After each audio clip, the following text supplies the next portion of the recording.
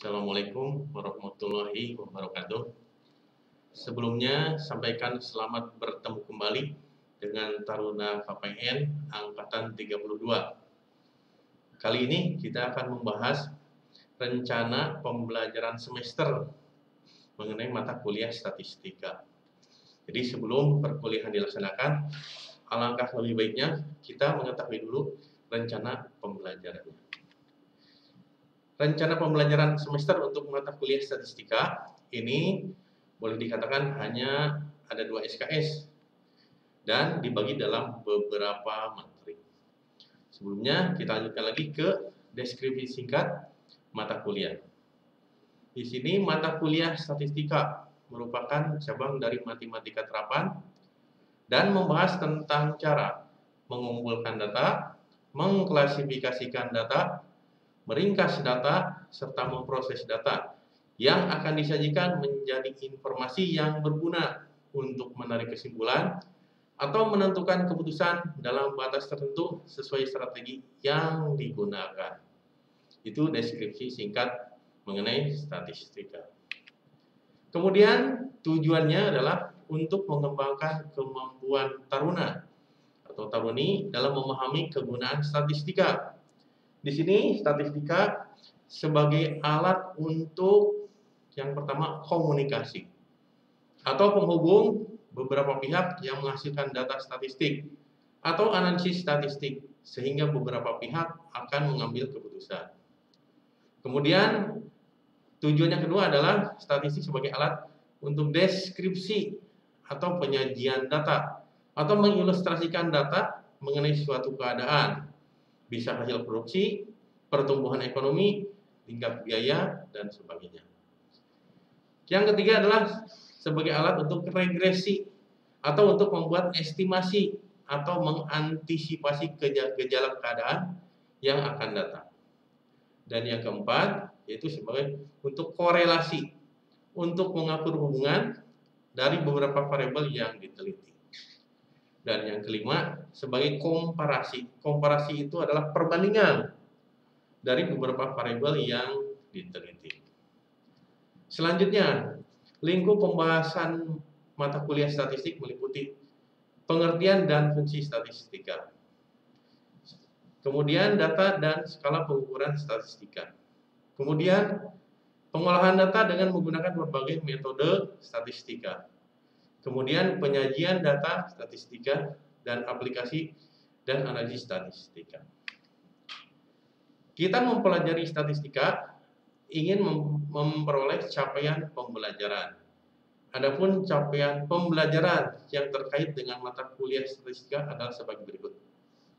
A. Capaian pembelajaran di bidang pengetahuan, yaitu menguasai konsep statistika yang berorientasi pada pengembangan cara berpikir secara ilmiah untuk perencanaan atau forecasting, kemudian penelitian atau researching, dan pengambilan keputusan atau decision making.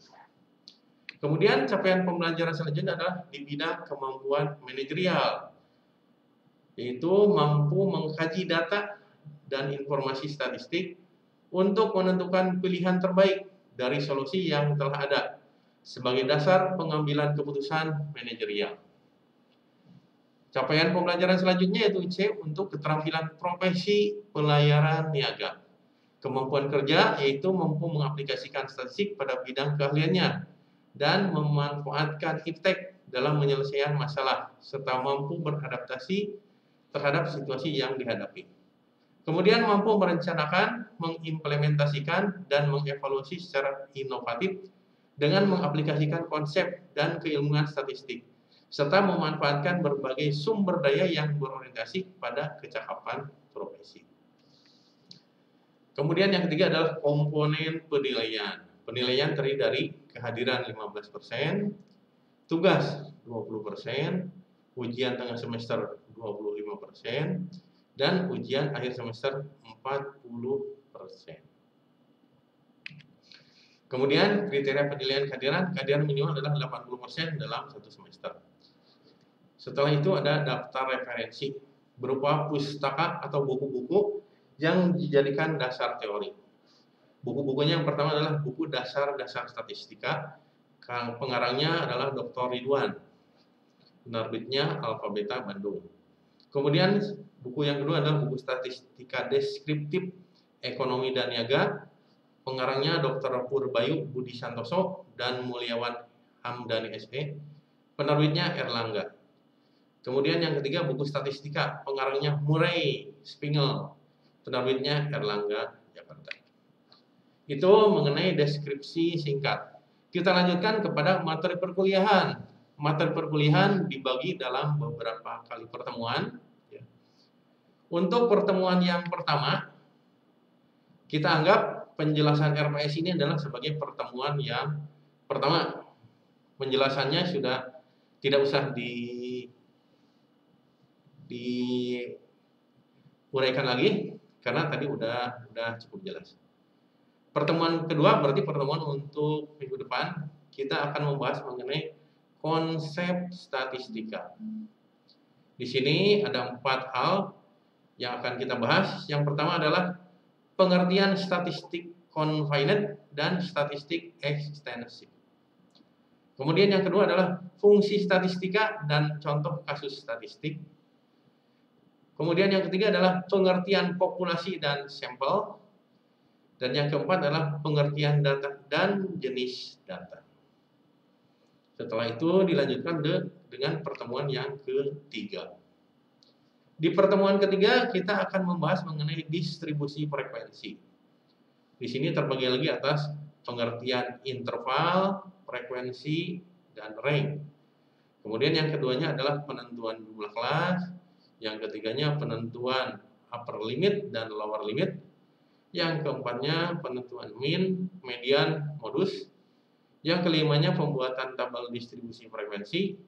Yang keenamnya adalah penyajian grafik distribusi frekuensi. Setelah itu dilanjutkan ke pertemuan keempat. Pertemuan keempat kita akan membahas mengenai ukuran statistik. Dibagi lagi menjadi tiga bahasan. Yang pertama adalah ukuran pemusatan. Yang keduanya mengenai rumus mean, median, modus dari data tersebar dan data berkelompok. Yang ketiganya adalah kesimpulan letak mean, median, modus bagi distribusi simetris. Selanjutnya ke pertemuan kelima.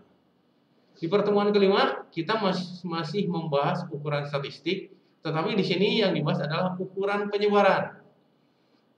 Ukuran penyebaran, kemudian rumus simpangan rata-rata atau average deviation, dan rumus simpangan baku atau standard deviation. Selanjutnya kita ke pertemuan ke-6. Pertemuan ke-6 kita akan membahas mengenai korelasi. Dibagi menjadi 4 bahasan, yaitu pengertian korelasi, yang keduanya korelasi positif dan korelasi negatif, yang ketiganya korelasi ranking, dan keempatnya adalah koefisien korelasi.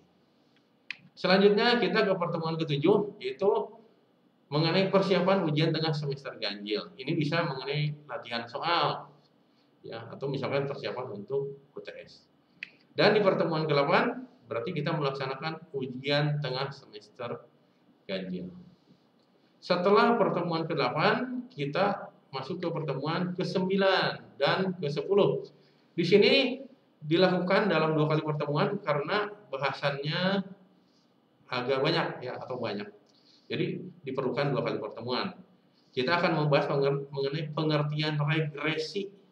Di sini ada sampling regresi, regresi 2 variabel, kemudian regresi 3 variabel, dan analisa regresi.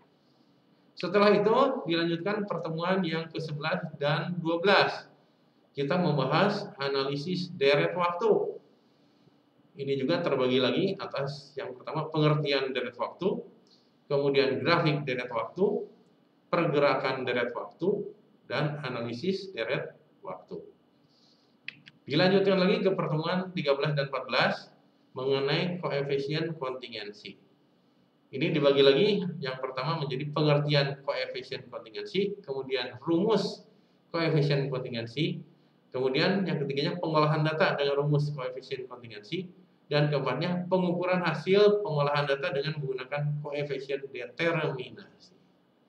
Dan di pertemuan ke-15 adalah persiapan ujian akhir semester ganjil tahun akademik 2020-2021. Dan pertemuan terakhir adalah ujian akhir semester ganjil tahun akademik 2020-2021. Demikian mengenai penjelasan RPS mata kuliah statistika.